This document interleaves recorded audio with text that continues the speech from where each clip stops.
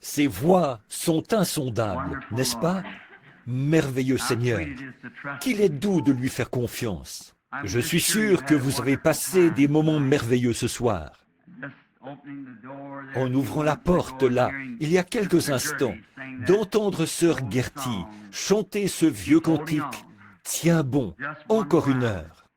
Cela m'a rappelé des souvenirs de ma petite église, juste avant que je parte, la fois précédente, pour aller sur les champs de l'œuvre missionnaire. En ce moment, je regarde « Chercher Dieu premièrement », ici, en face, sur cette vieille poutre. Je me rappelle que c'est Sammy Davidson qui a peint cela là-dessus, il y a environ 25 ans. Et de l'autre côté, je crois qu'il y a « Où passerez-vous l'éternité ?» Réfléchissez-y. Et juste ici, il y avait une femme au puits et Daniel dans la fosse aux lions. Oh là là, beaucoup de choses se sont passées depuis. Il était presque 17 heures cet après-midi quand j'ai reçu un appel d'urgence. À environ 50 ou 60 kilomètres d'ici, à la campagne, une femme mourante. Une amie très chère, la mère de Georgie Carter. Je savais qu'il y aurait beaucoup de ministres ici, capables d'assurer la relève jusqu'à ce que je sois revenu. Edith aussi est très mal en point. Et pendant que nous étions là, le Seigneur Dieu est entré en scène. Sœur Carter est loin d'être mourante. Donc, nous sommes reconnaissants de cela. Et maintenant, c'est bientôt l'heure du service de communion. Je pense qu'il compte faire cela vers les minuit. À quelle heure as-tu prévu de la donner? N'importe quand. Dès que nous... Combien vont prendre la communion ce soir? Faites voir vos mains. Oh, c'est merveilleux. Très bien. Je veux juste dire un mot ou deux. Je vais peut-être poser ma montre ici pour environ 10 ou 15 minutes. Et nous commencerons la communion. Maintenant, l'aimez-vous? Amen. Et je sais que vous avez passé des moments merveilleux, n'est-ce pas? Tiens, mais c'est frère Thomas Kidd et sœur Kidd qui sont là, qui ont fait tout le trajet depuis l'Ohio. Je suppose qu'on les a déjà fait monter ici. Oh, c'est très bien. J'espère que c'est enregistré et que j'obtiendrai la bande. Vous savez, ils n'abandonnent pas. Ils sont à quelques jours d'avoir 100 ans. Mais c'est ce qui fait que je garde courage. C'est de voir des gens comme eux. Pensez-y, je suis un vieil homme, et même avant que je sois né, ils prêchaient l'Évangile. Et alors, me voici un vieil homme. Et eux, s'ils ne peuvent pas aller quelque part faire entendre leur voix, ils partent avec un magnétophone et vont d'hôpital en hôpital, de maison en maison, prêcher l'Évangile. C'est formidable. Amen. Je me réjouis à cause d'eux et de tous ceux qui ont eu part aux réunions ici. Maintenant, souvenez-vous, nous allons annoncer cela, si le Seigneur le veut, là, dès que l'Église sera achevée, ce qu'il prévoit vers le 10 février. Alors, nous allons, si le Seigneur le veut, nous voulons prendre au moins 8 ou 10 jours, ou peut-être 2 semaines, sur les 7 sceaux de l'Apocalypse. Nous enverrons d'ici des cartes à nos visiteurs d'un peu partout, pour les informer bien à l'avance. Et alors, s'ils décident de venir, eh bien, cela nous fera vraiment plaisir de vous accueillir. Et peut-être que le Seigneur nous accordera une autre manifestation de sa présence, comme il l'a fait la dernière fois, quand nous avons terminé les 7 âges de l'Église. Si jamais vous désirez prier pour quelqu'un, eh bien, pensez à moi tout le temps, parce que je suis quelqu'un qui en a vraiment besoin. Maintenant, ça me gêne un peu de prendre ces 10 ou 15 minutes ici pour dire un petit quelque chose avant que nous commencions. Mais courbons la tête un instant. Seigneur Jésus, oh, un jour la bataille sera terminée. Et il n'y aura plus de malades pour qui prier, et il n'y aura plus de pécheurs qui se repentent. Mais Père, pendant que ce jour est ce qu'il est, donne-nous de travailler pendant que nous avons de la lumière, pour nous permettre de travailler, car l'heure vient où personne ne pourra travailler. Maintenant, je prendrai seulement quelques instants, Seigneur, sinon je m'en voudrais de terminer l'année sans avoir dit encore quelques mots. Aide-moi, Père, je te prie, à dire quelque chose qui sèmera du courage dans le cœur de ton peuple. Alors, nous pourrons partir d'ici ce soir, après avoir pris la communion, et nous savons qu'il y a de la force dans la communion. Israël a pris la communion d'abord, là-bas, en Égypte. Ils ont marché pendant 40 ans, sans que leurs souliers s'usent ou que leurs vêtements s'éliment. Et sur 2,5 millions de personnes, il n'y en avait pas un seul d'entre eux qui était faible quand ils sont sortis du désert. Seigneur, fais que nous nous rappelions cela ce soir, comme nous approchons de cette grandeur. C'est au nom de Jésus que nous prions. Amen. Si je traitais du contexte que j'avais noté cet après-midi dans l'intention de l'aborder, nous serions encore ici à 5 heures du matin. Mais je veux lire juste une parole dans Éphésiens chapitre 6, verset 12, seulement quelques instants maintenant, pour puiser du courage. Car nous n'avons pas à lutter contre la chair et le sang, mais contre les dominations, contre les autorités, contre princes de ce monde de ténèbres, contre les esprits méchants dans les lieux célestes. Les esprits méchants dans les lieux célestes.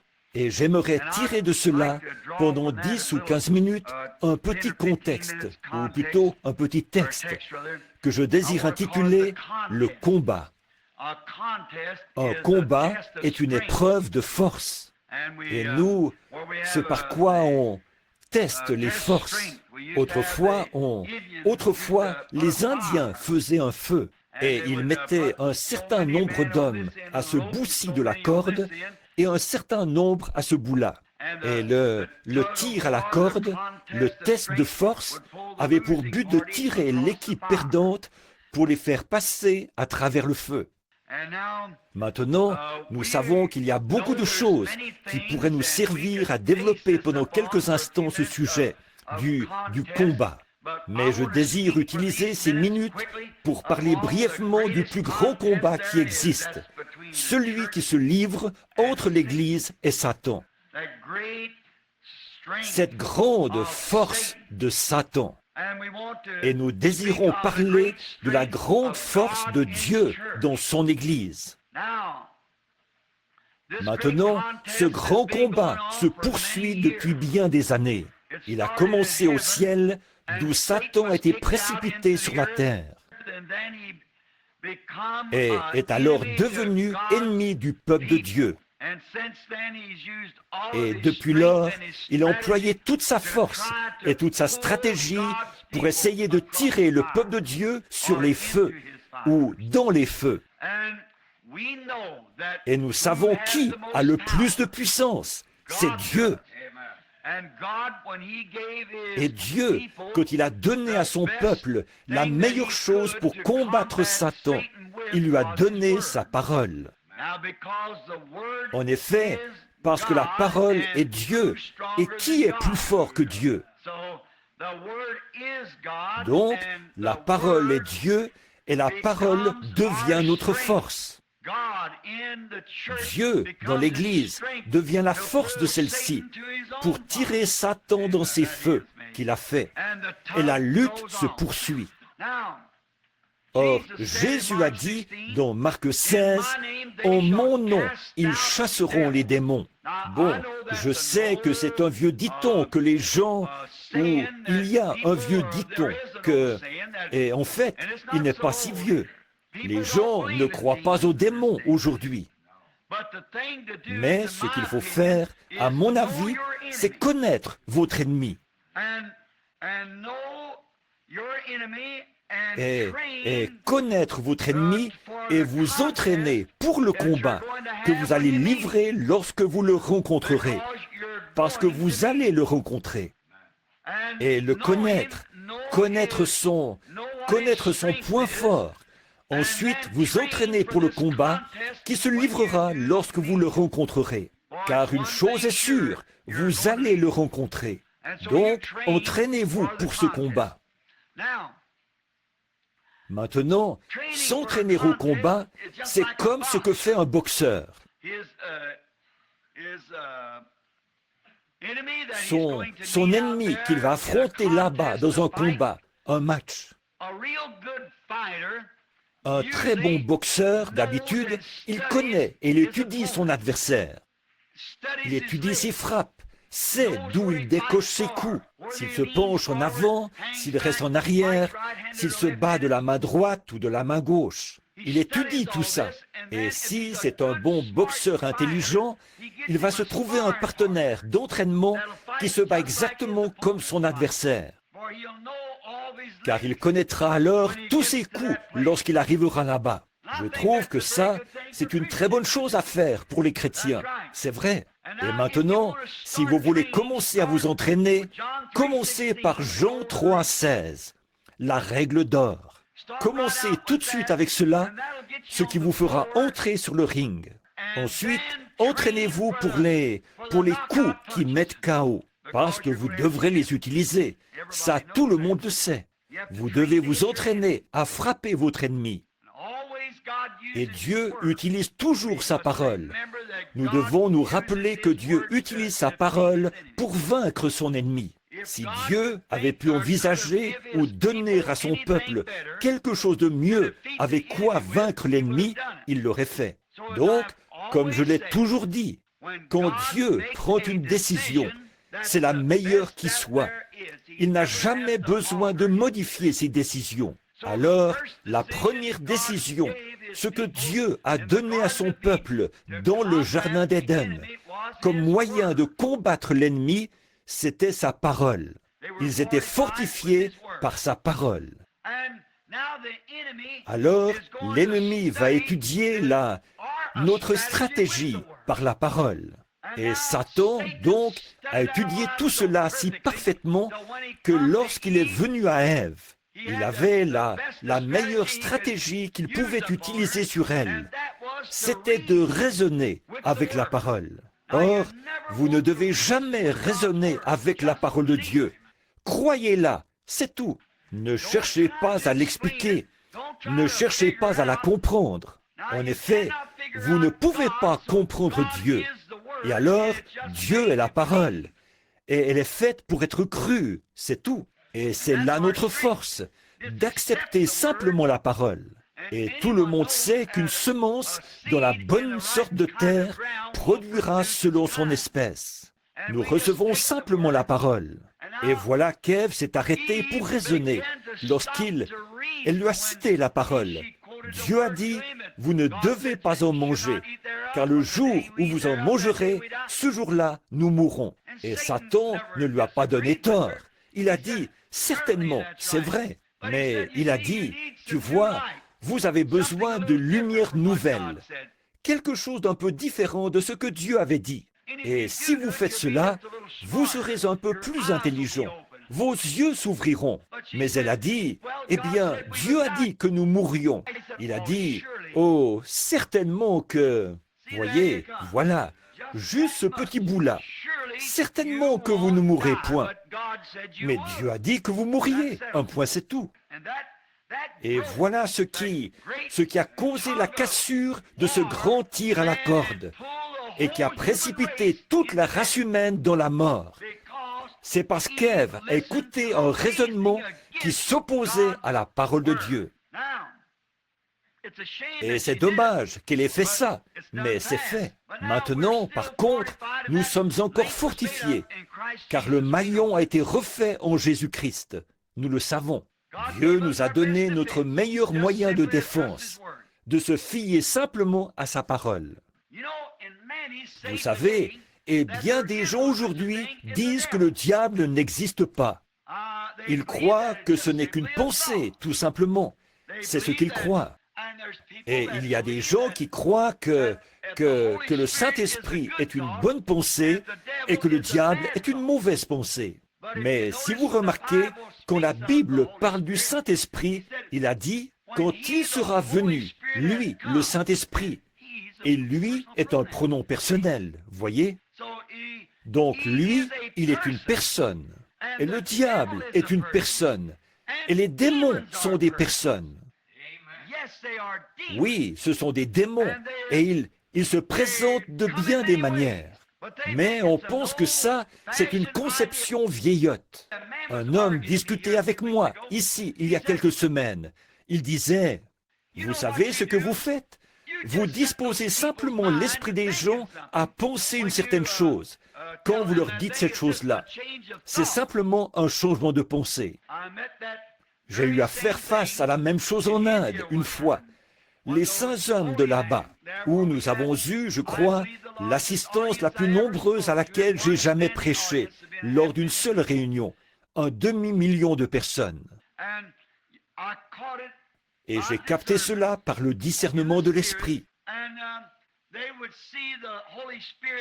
Ils voyaient le Saint-Esprit désigner des gens, les désigner dans l'assistance et dire différentes choses. Et je captais leurs pensées, les rajas et les saints hommes. Ils disaient, il lit dans leurs pensées. Alors, au bout de quelques instants, environ 5 ou 6 personnes étaient passées dans la ligne de prière. Et un aveugle est venu. Il était complètement aveugle. Ses yeux étaient aussi blancs que ma chemise. Et j'ai dit, maintenant, voici un aveugle. Tout le monde peut voir qu'il est aveugle. Et j'ai dit, si je pouvais l'aider, je le ferais. Mais le seul moyen pour moi de le faire, ce serait par un don, peut-être en signalant quelque chose qu'il a fait. Ce qui donnerait à penser que si Dieu sait ce qu'il a fait, il sait certainement ce qu'il va faire. Alors j'ai dit, maintenant je le regarde. J'ai dit, c'est un adorateur du soleil. Il est aveugle depuis 20 ans. Et lorsque l'interprète le lui a dit, c'était exact. J'ai dit, c'est un homme marié. Sa femme est plutôt petite.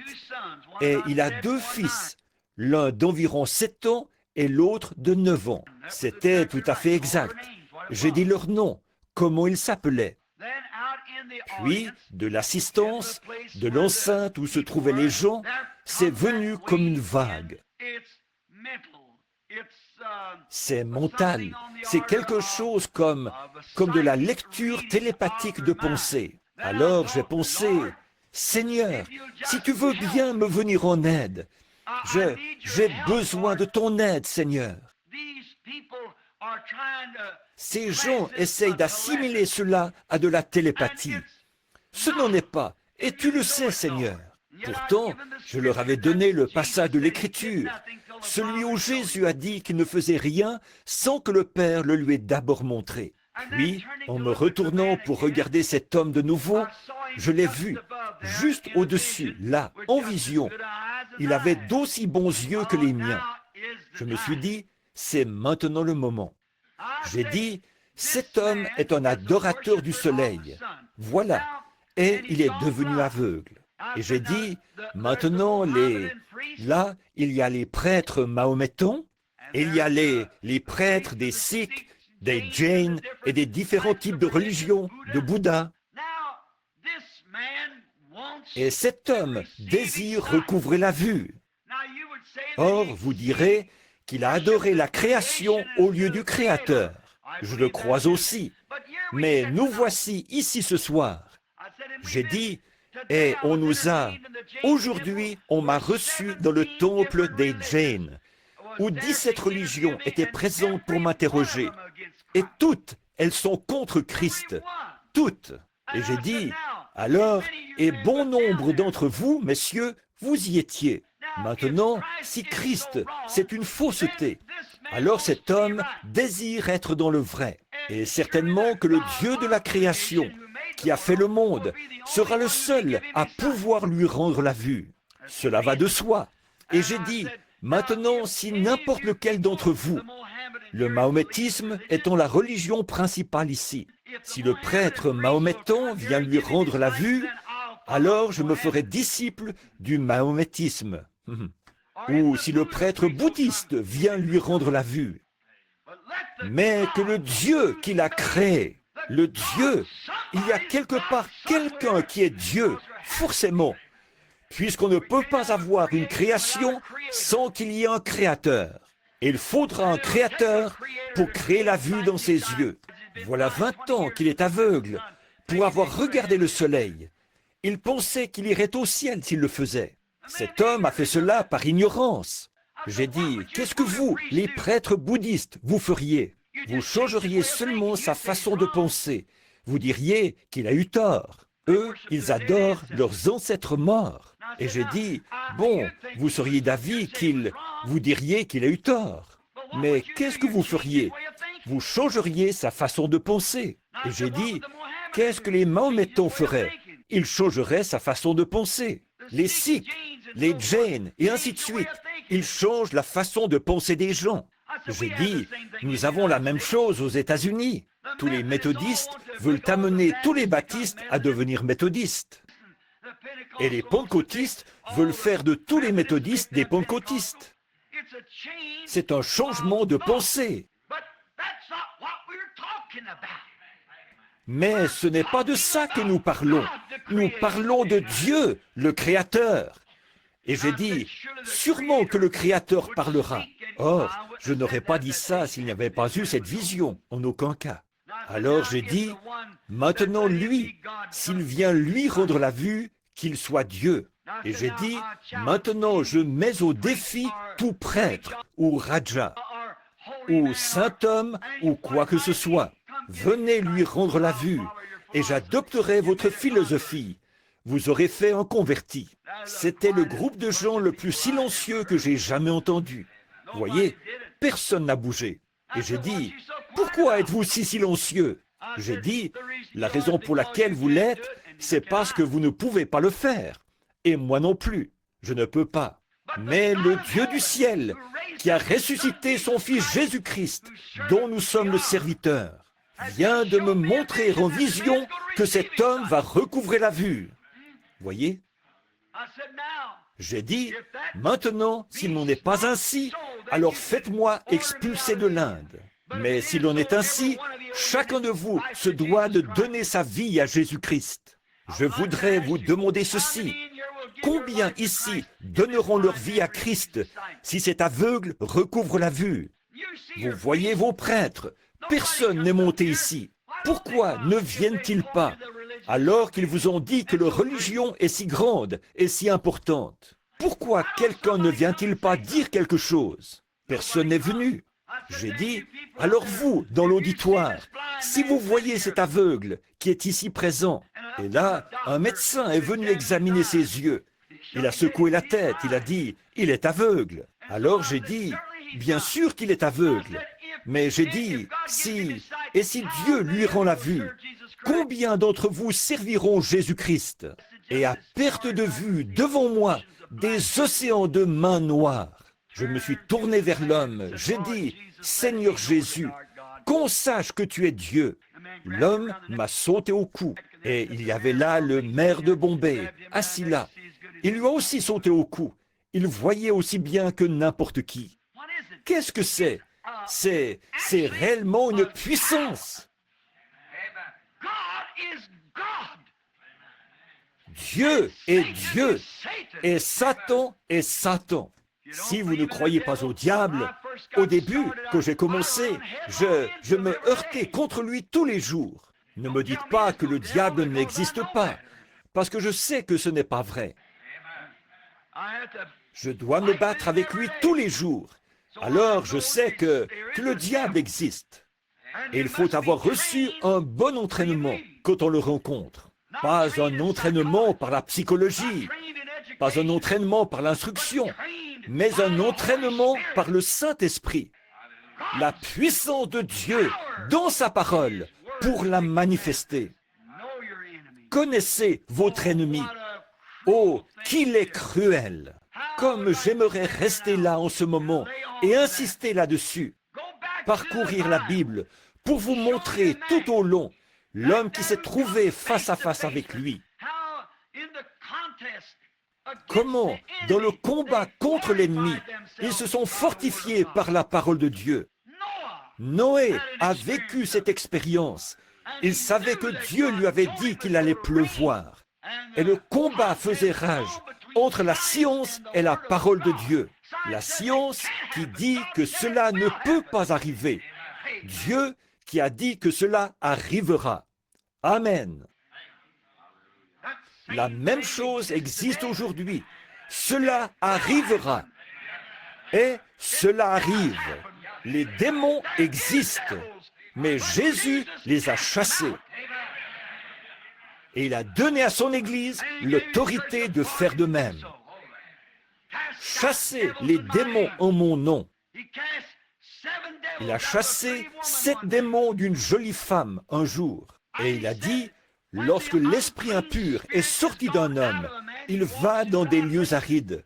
Puis il revient, amenant avec lui 7 autres démons. Donc, ça montre bien que si cet homme a été purifié de démons, quelque chose qui se trouvait en lui était sorti. Un démon était sorti. Maintenant, lorsque le diable est sorti, Dieu donne à Dieu la possibilité d'entrer. Donc, lorsqu'il sort, il faut laisser entrer le Saint-Esprit. Non, restez pas là. Sinon, si vous vous repentez seulement de vos péchés et que vous poursuivez votre chemin, alors vous serez pire que jamais. Mais ce lieu que Satan habitait et occupait autrefois, qu'il soit rempli du Saint-Esprit de Dieu. Et là, vous aurez en vous la force de la parole de Dieu manifestée et vous chasserez les démons. Le combat se poursuit. Les lumières du soir brillent. Le Saint-Esprit de Dieu est présent. Et maintenant, dans environ 3 minutes, ce sera le moment où les sifflets vont retentir. Il sera minuit. Alors, comme nous quitterons ce bâtiment pour rentrer à différents endroits et dans nos foyers, et pour affronter l'extérieur, pour affronter le monde, n'y allons pas comme nous l'avons fait dans le passé. Allons-y avec la puissance de sa résurrection. Allons-y au nom de Jésus-Christ, en dressant bien haut la bannière. Et avec la foi dans sa parole, pour pouvoir manier l'épée à 2 tranchants, en prenant le bouclier et l'armure complète de Dieu pour affronter l'ennemi. Parce qu'il devient chaque jour plus fort et plus puissant. Alors que l'ennemi vient comme un fleuve, l'Esprit de Dieu lève un étendard contre lui. Si nous sommes arrivés à la fin de ces choses et si c'est avec nous que les mystères de Dieu ont été menés à terme, alors nous cherchons plus de force, une force pour l'enlèvement, pour affronter une force plus terrible, ce qui enlèvera l'Église et l'emportera dans la gloire. Il faut absolument que nous ayons ça. Affrontons 1963 avec ce défi. Nous sommes les serviteurs du Dieu vivant. Et comme Shadrach, Meshach et Abednego d'antan, nous ne nous inclinerons pas devant les démons de ce monde et nous ne retirerons pas ce que nous avons dit. Au contraire, continuons le combat. Je ressens ce soir, pendant que nous tendons l'oreille pour entendre ces sifflets, un peu ce que David a ressenti cette nuit chaude et redoutable, où il s'était tendu là-bas, sous les buissons du mûrier, alors que l'ennemi était en éveil. Quelle heure cela a dû être pour David! Quel moment pour lui étendu là! Il ne savait pas de quel côté se tourner. Il ne savait pas quoi faire, parce qu'il savait qu'ils étaient plus nombreux que lui. Mais tout à coup, il a entendu un bruit de vent qui soufflait dans les cimes des buissons. Il a su que Dieu marchait devant lui et il est allé au combat. C'est un peu ce que je ressens ce soir, après le message d'hier soir. Je me trouve à l'heure la plus sombre à laquelle j'ai jamais fait face de toute ma vie. Je me sens comme Ésaïe au temple, après avoir vu ses anges. Je suis un homme dont les lèvres sont impures, et j'habite au milieu d'un peuple dont les lèvres sont impures. Mais écoutez, je dois affronter cela d'une façon ou d'une autre. Seulement, j'attends d'entendre passer ce souffle dans les buissons du mûrier, afin d'aller affronter l'ennemi, où qu'il soit. Que Dieu nous aide à le faire. Maintenant, je crois qu'il est minuit moins 1. Et 1962, avec tout son passé, laissons-le être du passé. Levons-nous maintenant, chacun d'entre nous. Le combat se poursuit.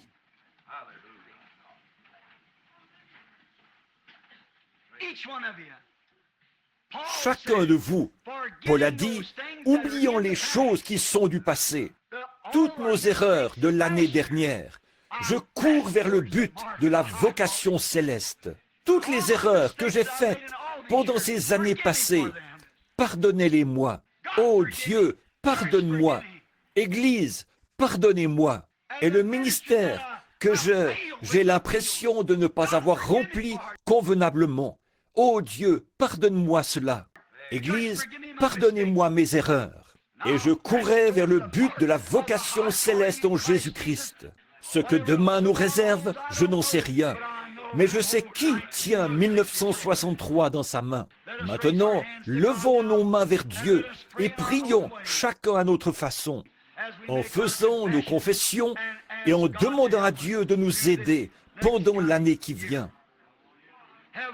Père Céleste, comme nous sommes debout ici et que dans nos cœurs, beaucoup de pensées sont en train de s'éteindre et les erreurs de l'année dernière, comme nous approchons de la mort de 1962 et de la naissance de 1963. Oh Dieu, fais que nous ayons gravi un échelon de plus sur l'échelle, afin que nous puissions alors voir Jésus et son programme. Que tous ceux qui sont ici, Seigneur, en prière, pendant que la vieille année s'éteint et que la nouvelle naissance de cette nouvelle année arrive, puisse le péché et l'incrédulité du vieil homme s'éteindre dans nos cœurs et la nouvelle naissance y entrer avec l'année 1963 comme un vent impétueux qui remplira nos êtres et fera de nous de nouvelles créatures en Christ. Fais de nous de bons serviteurs. Pardonne notre passé, bénis notre avenir. Guide-nous, ô Seigneur Dieu, par ta main puissante, Jéhovah. Bénis les ministres qui sont ici. Bénis tous les laïcs, tous les visiteurs. Sois avec nous, Seigneur. Nous sommes tes serviteurs et nous nous livrons entièrement à toi pour 1963, afin que la puissance de ton esprit puisse avoir plus de prééminence dans notre vie et dans notre être. Aide-nous, ô Dieu, pardonne-nous, aide-nous, nous t'en prions. Suscite des hommes puissants, suscite de puissants combattants de la foi. Cette année, Seigneur, ouvre cette manne cachée, ce roc sous le rocher, pour que nous puissions voir le programme de Dieu. Coiffe la pyramide de notre vie, Seigneur. Place la pierre de fête, Jésus-Christ, sur chacun de nous sans exception. Que ces grandes et magnifiques saintes bénédictions soient sur nous tous. Que le feu du Saint-Esprit vienne sur nous. Que la puissance de la résurrection soit manifestée. Ô Dieu, combien nous te remercions ce soir. Nous sommes à toi. Nous nous livrons totalement à toi, Seigneur. Alors que je vais là-bas, ne sachant ni où, ni comment, ni ce que je ferai, je mets ma confiance en toi, Dieu Tout-Puissant, que tu me guideras, moi, ton serviteur inutile, afin que je sois utilisé pour l'honneur et la gloire du Tout-Puissant. Accorde-le, Père. Accueille nos prières, bénis nos efforts, guéris ceux qui sont malades et affligés, tant spirituellement que physiquement, et fais de nous tes serviteurs. Nous sommes l'argile, tu es le potier. Façonne chacun de nous à ta manière, pour que nous puissions former ensemble un solide assemblage avec Jésus-Christ comme membre de son corps.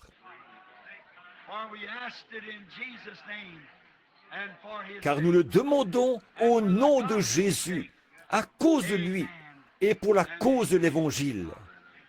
Amen et Amen.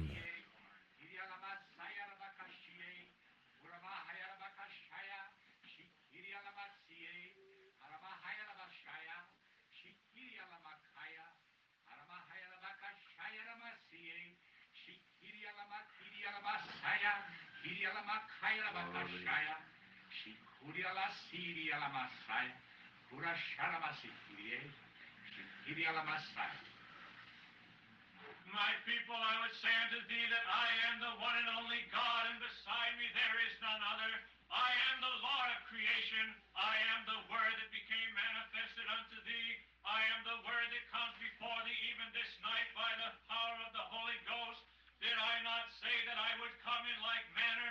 Have I not fulfilled my word, every dot and every line? O my people, I say unto thee, look up, for thy redemption draweth nigh, and it is even at the gates. I say unto thee that if thou shalt continue to humble thyself and not lean unto thine own understanding, but follow me, that thou shalt truly be found in favor in my sight. I say unto thee that thou hast seen my glory before thee, and thou shalt continue to see my glory if thou shalt remain in the truth as thou hast heard it. I say unto thee that many strange things may happen in the days to come.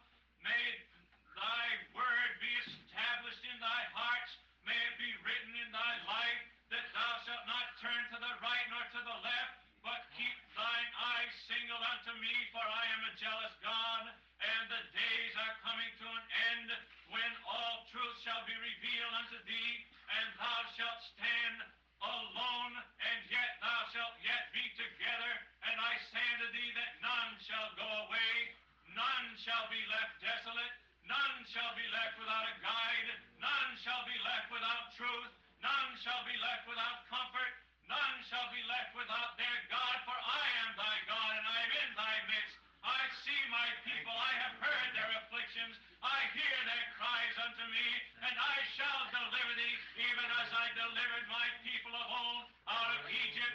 I shall deliver thee, even as I have come in the fullness of my presence, even as I have come in great power and in revelation. I shall be with thee. Stand fast and move not. Thus saith the Lord.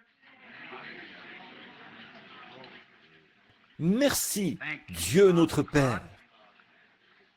Nous te remercions pour cette exhortation du Nouvel An qui nous fait repartir avec l'espérance et la consolation de savoir ceci grâce à ces paroles adressées à ces hommes qui n'étaient pas au courant.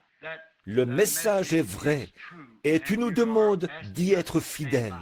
Nous ferons tout ce que nous pouvons, Seigneur, pour t'être fidèles à toi et à ta parole. Accueille-nous au nom de celui qui nous a enseigné à tous que nous devons prier comme ceci. Notre Père, qui es aux cieux, que ton nom soit sanctifié, que ton règne vienne, que ta volonté soit faite sur la terre comme au ciel. Donne-nous aujourd'hui notre pain quotidien. Pardonne-nous nos offenses, comme nous aussi nous pardonnons à ceux qui nous ont offensés. Ne nous induis pas en tentation, mais délivre-nous du mal, car c'est à toi qu'appartiennent, dans tous les siècles, le règne, la puissance et la gloire. Amen. Que le Seigneur vous bénisse et vous garde. Maintenant, ceux qui doivent rentrer chez eux, c'est maintenant 5 minutes après l'heure. C'est 5 minutes en 1963. Alors, que Dieu vous bénisse. Et vous qui désirez rester pour la communion, vous êtes vraiment les bienvenus. Nous serons heureux que vous vous joigniez à nous. Ce n'est pas une communion fermée. C'est pour tous les croyants qui sont en communion avec Christ. Vous êtes les bienvenus si vous voulez rester pour prendre la communion avec nous. Et la raison pour laquelle nous faisons cela, c'est parce que c'est la première chose à faire, car nous nous mettons en route. Et Israël, avant de se mettre en route, ils ont immolé l'agneau et mangé des herbes amères, et ils se sont mis en route. Et je me suis dit, comme c'est opportun ce soir, l'agneau a été immolé, il a été préparé, c'est la fête, et il est minuit. C'est à ce moment-là qu'ils l'ont mangé, vous savez, à minuit. Faisons de même. Vous qui désirez rester avec nous et vous préparer pour ce voyage qui est à venir, qui nous attend, Nous serons heureux que vous vous joigniez à nous. Que Dieu vous bénisse. Et vous qui devez partir maintenant, vous pouvez rentrer chez vous et que Dieu soit avec vous jusqu'à ce que je vous revoie. Amen. Les autres, vous pouvez vous asseoir. Et là, nous commencerons la communion. La sœur va... Très bien, monsieur.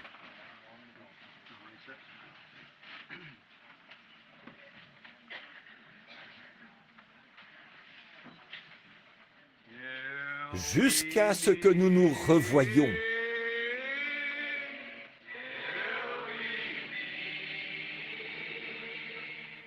Réunis aux pieds de Jésus, jusqu'à ce que nous nous revoyions. Jusqu'à ce que nous nous revoyions.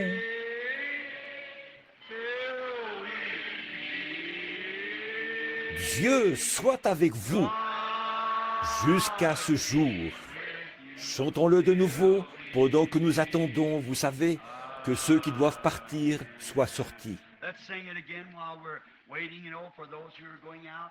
Nous devons être au calme, car ceci est une chose très solennelle.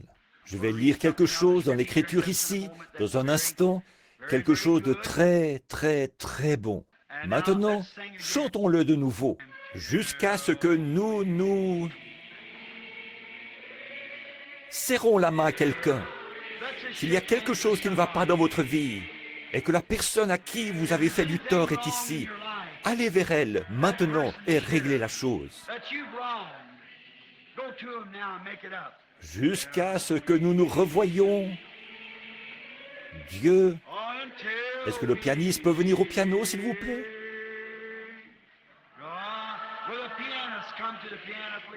Soit avec vous jusqu'à ce jour. Jusqu'à ce que...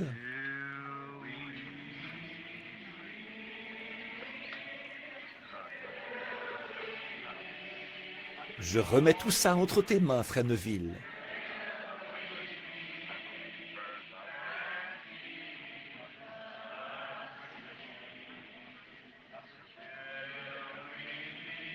Jusqu'à ce que nous nous revoyions.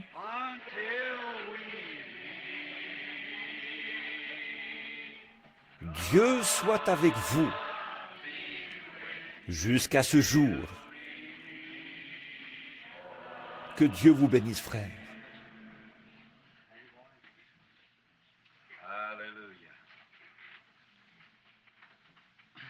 Il prend soin de toi. Il prend soin de toi.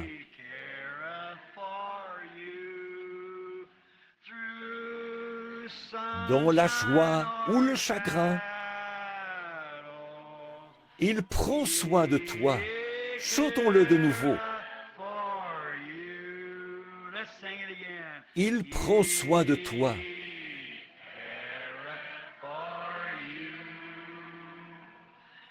Il prend soin de toi.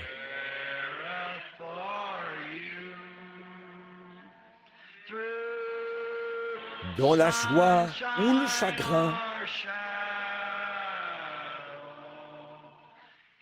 il prend soin de toi. C'est beau, n'est-ce pas? Chantons-le encore, pendant que le calme se fait. Il ferme les yeux. De toi,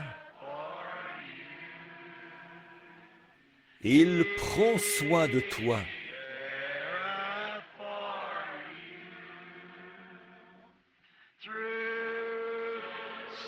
Dans la joie ou le chagrin, il prend soin de toi. Père Céleste, nous sommes si heureux d'avoir découvert que cela est vrai.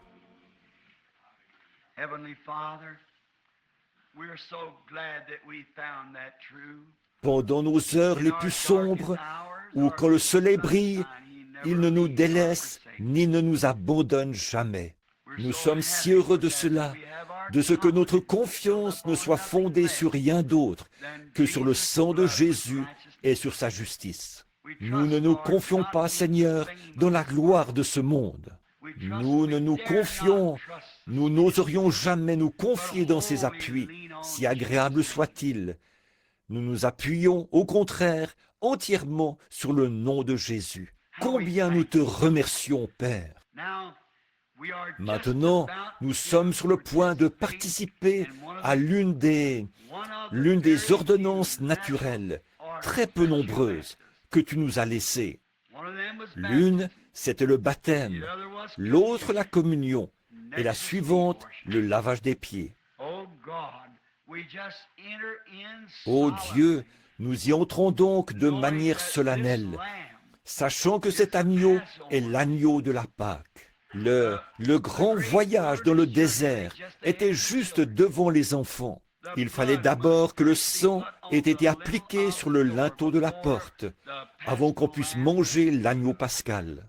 Ô Dieu, sonde nos cœurs en ce moment. Le sang est-il là, Seigneur? S'il n'y est pas, nous te prions de l'appliquer maintenant même, en ôtant nos péchés et en les couvrant. Alors, ils seront séparés de nous, Seigneur, les péchés de ce monde. Et ainsi, nous pourrons être saints et présentables devant notre Père.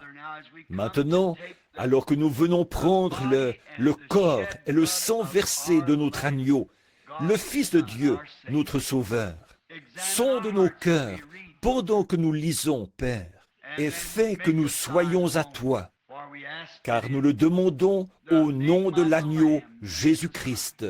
Amen.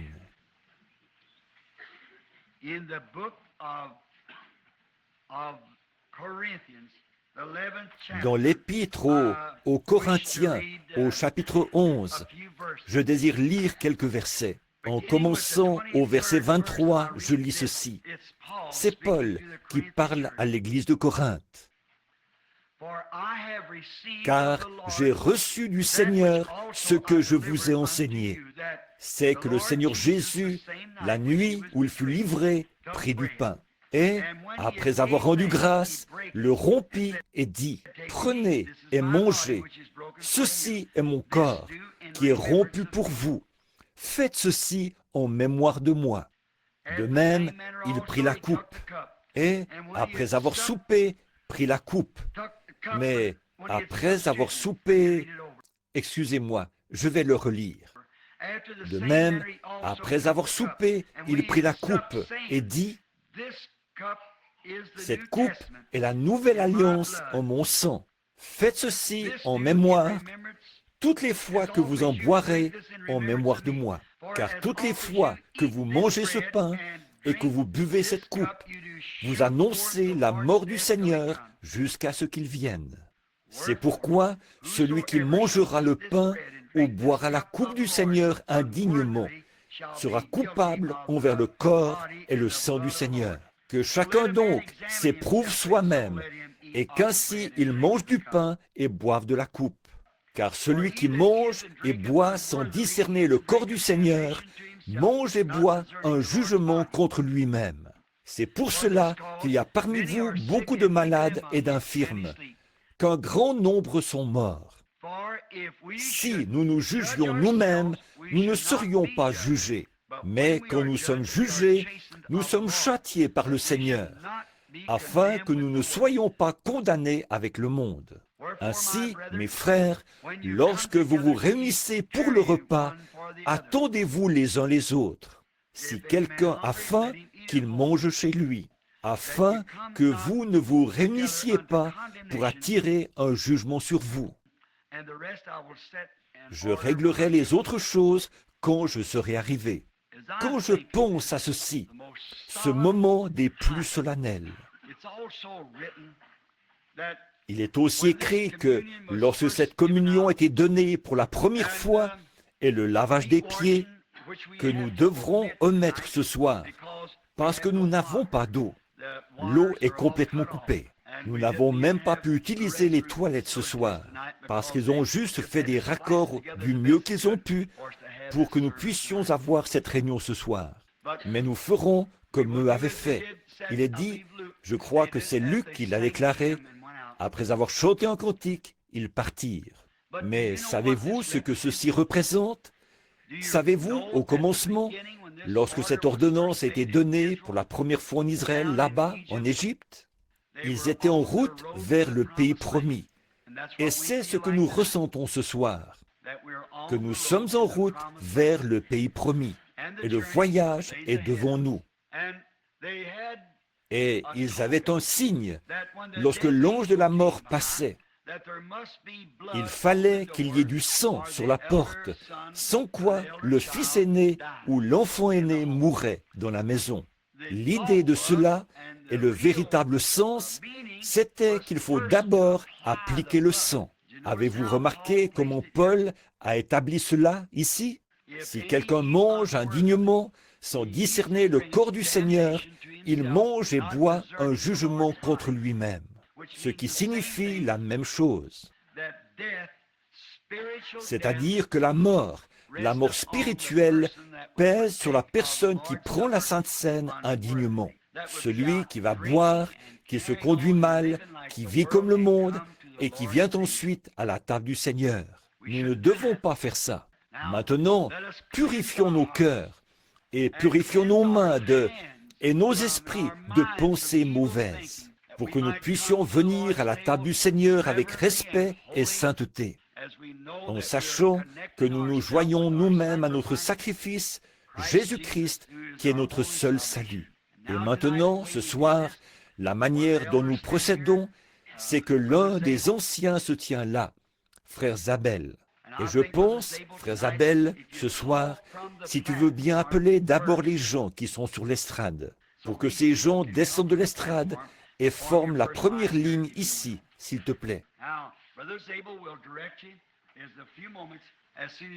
Maintenant, frère Zabel va vous diriger dans quelques instants, dès que nous aurons demandé la bénédiction sur la communion. Ce pain cachère, il est fait par des chrétiens. C'est du pain sans levain. Et si vous remarquez, quand vous le mettez dans votre bouche, il est très rugueux. Ce doit être amer. C'est ridé, rompu, mélangé. Cela représente le corps rompu et mutilé de notre Seigneur Jésus. Oh, quand j'y pense, j'ai l'impression que mon cœur va s'arrêter. Quand je pense qu'il a été mutilé, brisé, frappé, le Fils de Dieu innocent, savez-vous pourquoi il a fait ça? Parce que j'étais coupable et il est devenu moi un pécheur, pour que moi, par son sacrifice, je puisse être rendu semblable à lui, un Fils de Dieu. Quel sacrifice! Courbons la tête.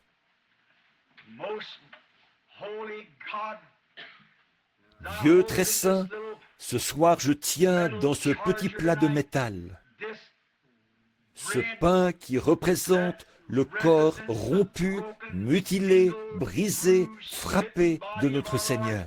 Alors que ce prophète s'est écrié, il était blessé pour nos transgressions, brisé pour notre iniquité. Le châtiment qui nous donne la paix est tombé sur lui. Et c'est par ses meurtrissures que nous avons été guéris. Oh, comme nous nous souvenons de cela, Seigneur, alors que je me rattache à ce sacrifice ce soir. Et cet auditoire aussi, Seigneur, à ce sacrifice. Puissions-nous nous souvenir de notre Seigneur, sa mort, sa flagellation et tout ce qu'il a enduré pour nous, comme nous mettons ce pain dans notre bouche.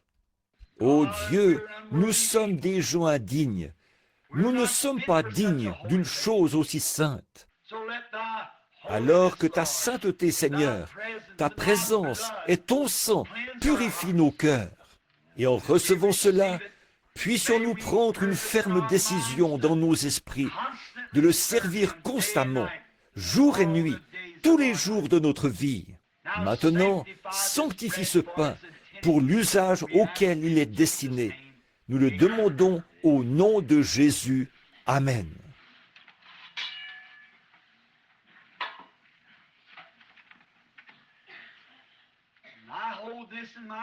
Et je tiens ceci dans mes mains.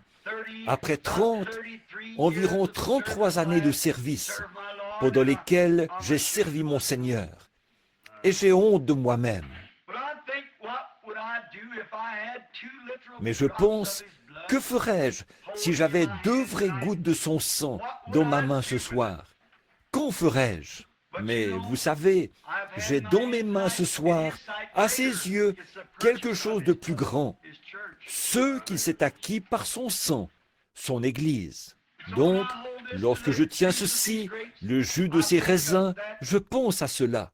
Il a dit, « Je ne boirai plus désormais du fruit de la vigne, jusqu'à ce que j'en boive de nouveau avec vous dans le royaume de mon Père. » Alors, remarquez, après que la guerre du péché sera terminée, la première chose que nous ferons lorsque nous arriverons de l'autre côté, ce sera de prendre la communion, la Sainte Seine.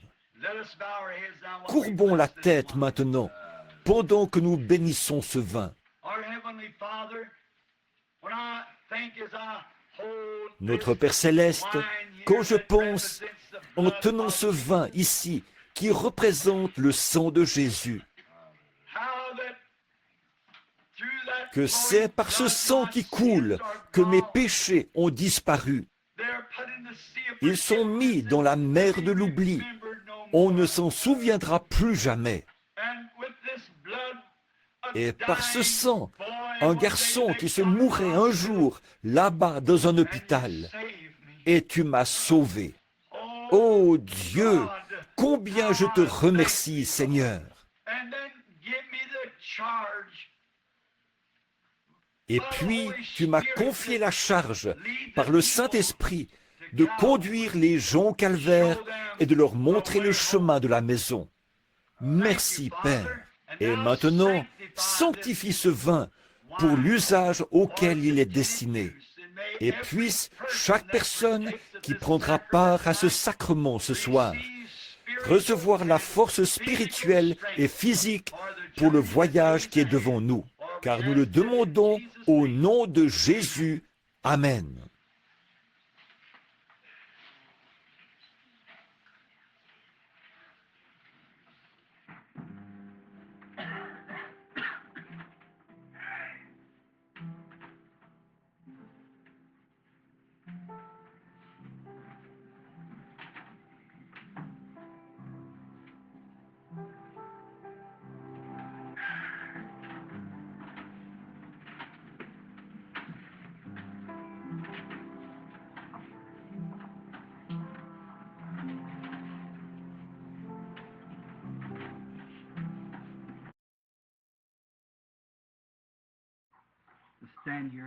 D'être debout ici à regarder les familles qui viennent. Et ce sera comme cela un de ces jours. Famille par famille, rang par rang, groupe par groupe, un par un. Lorsque nous le rencontrerons, quel moment ce sera, quand toutes les vies humaines qui ont été sur terre, qui ont cru en lui et se sont confiées en lui, se rencontreront là-bas, ce jour-là. Ce sera merveilleux, n'est-ce pas?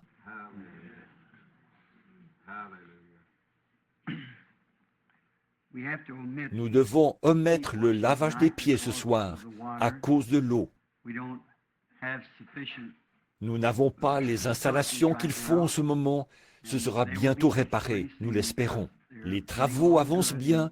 On travaille avec rapidité pour préparer le nouveau tabernacle. Cependant, je trouve qu'il est quand même très opportun d'avoir la communion le premier jour de l'année comme ceci, à cette heure-ci. Maintenant, vous qui venez de l'extérieur de la ville, conduisez très prudemment demain en rentrant chez vous. Que Dieu soit avec vous. Et vous qui êtes d'ici, de la patrie, des environs, que Dieu soit avec vous et qu'il vous aide. Et maintenant, si le Seigneur le veut, là je dois partir pour la série de réunions que j'aurai prochainement en Arizona. Et ensuite, Dieu voulant, je serai de retour parmi vous pour les 7 sauts, comme je l'ai promis. Je désire vraiment vos prières.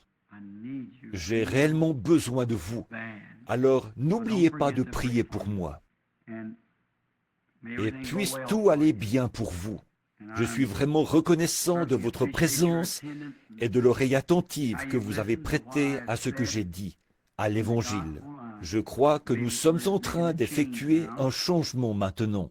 Et je vous remercie pour votre gentillesse. Beaucoup d'entre vous font de nombreux kilomètres en voiture pour venir entendre une personne toute simple comme moi essayer d'apporter la parole de Dieu. Je suis sûr que vous êtes aussi venu écouter quelqu'un de plus grand que moi, parce que moi, je n'ai rien à offrir. Je suis sans instruction, sans personnalité, en moi-même, je ne suis rien. Alors, quand je vois des gens qui font des centaines et des centaines de kilomètres en voiture, et debout à attendre ici à 2 heures du matin, ce n'était pas pour quelque chose que moi je possède, c'est pour Christ. Je suis si heureux que vous l'aimiez, et moi aussi, je l'aime. Et ensemble, nous l'aimons. Et parce que nous l'aimons, nous n'aurons jamais à nous séparer. Il se pourrait que nous nous séparions pour un peu de temps ici, alors que le temps passe, mais nous serons de nouveau réunis. Ma seule ambition a été d'essayer de conduire les gens à cet endroit. Et maintenant, pour commencer la nouvelle année, je veux vous dire, non pas bonne année, mais je veux vous dire ceci, que Dieu vous bénisse. Et s'il le fait, vous aurez alors tout ce dont vous avez besoin pour l'année qui vient. Et j'ai confiance qu'il le fera. Et par sa grâce, nous allons essayer pendant cette prochaine année, s'il me prête vie et vous prête vie. Par sa grâce, j'espère que je serai un meilleur pasteur l'année prochaine que je ne l'ai été cette année. J'espère que je serai un meilleur serviteur pour Christ. Je ferai de grands efforts pour essayer de vivre plus près, plus fidèlement, pour apporter le message tel qu'il me le donne. Je vous l'apporterai de mon mieux. Je ne retiendrai rien de ce qu'il voudrait que je vous transmette. Je ferai tout ce que je peux. Et je sais que c'est aussi votre sentiment. Vous avez ce sentiment. Nous désirons tous travailler ensemble maintenant, car les lumières du soir sont vraiment en train de pâlir. Et le soleil se couche, disparaîtra bientôt. La terre est en train de se refroidir, nous le savons. Sur le plan spirituel, l'Église est en train de se refroidir et le réveil est terminé. Nous ne savons pas ce qui va arriver ensuite, mais nous ferons confiance à Dieu pour cela, quoi qu'il arrive. Et maintenant, comme parfois et je veux que vous vous rappeliez que le tabernacle ici a l'un des pasteurs les plus formidables du monde. Frère Orman Neville, un homme rempli de piété, un homme bon. Et en mon absence, Frère Neville assure la direction entière, comme si j'étais là. Les administrateurs, les diacres et tout doivent demeurer dans leurs fonctions comme ils le font. Et ceci est notre quartier général. C'est ici que nous sommes installés, ici même. Billy Paul ne sera pas avec moi là-bas, sauf pour la série de réunions. Il reviendra ici. Les affaires et tout continuent quand même à être gérées d'ici. Si je vais là-bas, cela ne signifie pas que je vous quitte. Je pars, vous comprenez, simplement par suite d'une vision. Je ne sais pas ce que cela signifie. J'ai confiance et je crois vraiment que ce sera pour l'avancement de toute l'Église. Et je sais que si nous suivons les directives du Seigneur, ce sera préférable pour nous tous. C'est tout ce que nous savons faire. Ce n'est pas facile pour moi. Je me souviens qu'une fois, dans le passé, j'ai dû m'éloigner de l'Église. Quelques-uns des vieux de la vieille, là, vous vous en souvenez. Je n'y arrivais pas. J'aime les gens. Quand j'étais un petit garçon, on ne m'aimait pas. Personne ne se souciait de moi quand j'étais gamin. Et moi, quand je trouvais quelqu'un qui m'aimait, je me disais que je mourrais volontiers pour lui. Et donc, parce que quelqu'un vous aime, quelqu'un se soucie. Une fois, je grimpais sur un poteau et mon crochet s'est détaché. Un vieux poteau de cèdre. Le nœud était tout en haut et je l'ai heurté avec mon éperon. J'ai fait un tour sur moi-même et je suis tombé d'environ 4 ou 5 mètres. et je me suis accroché à l'aide de mes bras. Une dame a crié et elle se tapotait comme cela. J'ai toujours aimé cette dame. Elle s'est souciée. Elle était quelqu'un qui s'était soucié. Et je me disais toujours que quelqu'un qui se soucie de moi, je l'aime. Il y a quelque temps, j'étais en ville. Je pensais aux jours d'autrefois et à ce que Dieu a fait pour moi. Et je l'apprécie réellement. Et je vous remercie pour votre amour et pour votre fraternité. Jamais je ne chercherai à vous conduire dans une mauvaise direction. Ce sera toujours dans la bonne voie pour autant que je sache. Et vous m'en êtes témoin, je n'ai jamais rien dit au sujet de moi-même. Cela a toujours été Jésus-Christ. Voyez, j'ai essayé de demeurer dans sa parole aussi étroitement que je le pouvais pour vous conduire et vous guider vers cet endroit. Et je vous remets maintenant entre les mains de Frère Neville. D'abord, entre les mains de Dieu et ensuite aux bons soins de Frère Neville, afin qu'il soit le berger de l'Église et qu'il veille sur l'héritage jusqu'à ce que je puisse faire cette série de réunions et revenir vers vous, confiant qu'à ce moment-là, je pourrai vous apporter une grande révélation de la part de Dieu qui réjouira chaque cœur et glorifiera l'Église de Dieu. Nous avons l'habitude de prendre la communion. Je ne veux pas en dire plus long. Vous savez ce que je ressens. Et je pense que le cantique que nous devrions chanter maintenant, c'est « Ma foi regarde à toi, toi, agneau du calvaire ». Et pendant que nous nous levons pour le chanter, serrons-nous la main les uns les autres et disons « Que Dieu vous bénisse ». Ma foi regarde à toi. Dieu vous bénisse, mon frère. Que Dieu vous bénisse, sœur. Que Dieu vous bénisse, sœur. Sauf que Dieu vous bénisse, frère. Va et cours.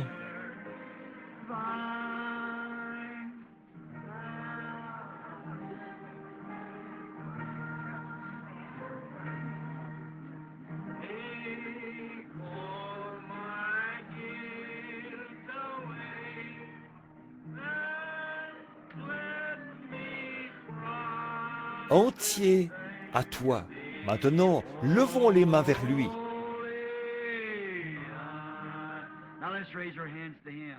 Ma foi regarde à toi. Toi, agneau du calvaire.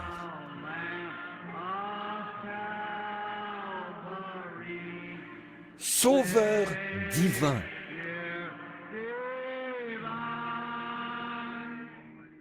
Écoute ma prière.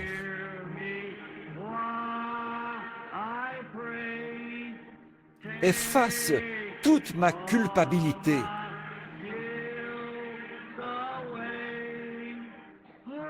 Que je sois dès ce jour entier à toi, jusqu'à ce que nous nous revoyions. Chantons jusqu'à ce que nous nous revoyions. Tout le monde en chœur maintenant.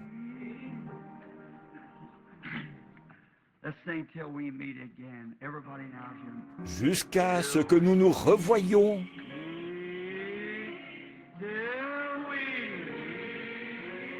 Réunis aux pieds de Jésus.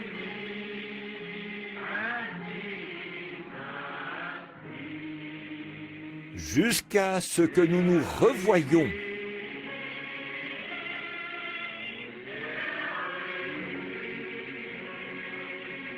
Soit avec vous jusqu'à ce jour.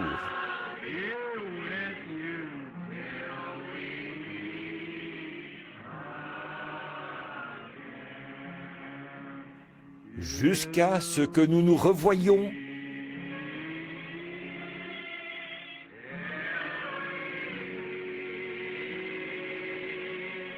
Réunis aux pieds de Jésus.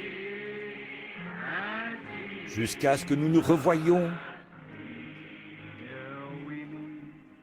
Jusqu'à ce que nous nous revoyions.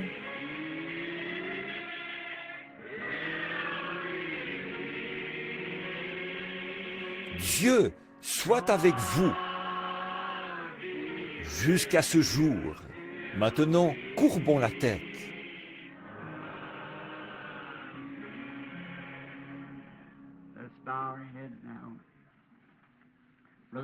Frère Neville, si tu veux bien terminer la réunion par la prière, que Dieu vous bénisse.